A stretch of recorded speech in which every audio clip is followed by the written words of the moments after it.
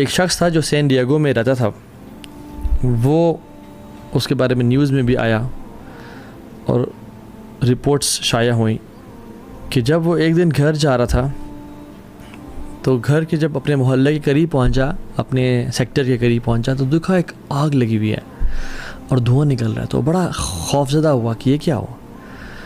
वो अपने घर के जिस तरह से करीब जाता गया तो देखा उसके गली की तरफ से आग उठ रही है।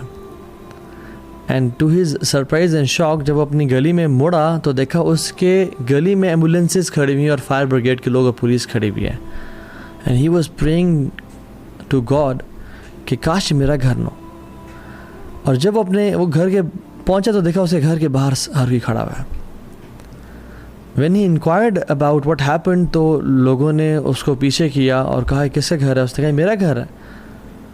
तो उन्होंने उसको हॉस्पिटल ले गए और वहाँ पे बड़े तरीके से एक न्यूज़ ब्रेक की कि तुम्हारे घर में फायर लगी थी और तुम्हारा सारा घर जल गया, जिसमें तुम्हारे बच्चे, तुम्हारी बीवी और तुम्हारी मदर तीनों की डेथ हो गई। इमेजिन इस शख्स पे क्या गुजरी होगी। रसूलुल्लाह सल्लल्लाहु अलैहि वसल्लम ने फरमाया कि जो शख्स जानबूझ के असर की नमाज कज़ा कर देता है, ये वर्स्ट है उसके लिए, बजाय कि इस बंदे पे जिसका सारा माल तबाह हो जाए और इसके घर वाले तबाह हो जाए। अभी जो सैन डिएगो में जो बंदा था, इसका सारा का सारा माल तबाह नहीं हुआ, इसके बैंक अकाउंट में कुछ पैसे पड़े हुए थे।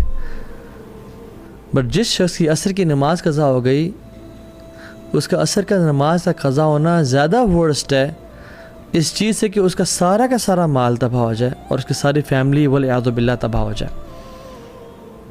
Now how much do we feel sad about this person in San Diego?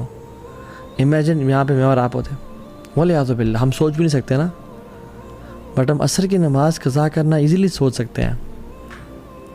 रसूलुल्लाह सल्लल्लाहु अलैहि वसल्लम ने फरमाया कि जिसने जानबूझ के असर की नमाज कज़ा की, उसके पिछले तमाम अमाल बर्बाद कर दिए गए।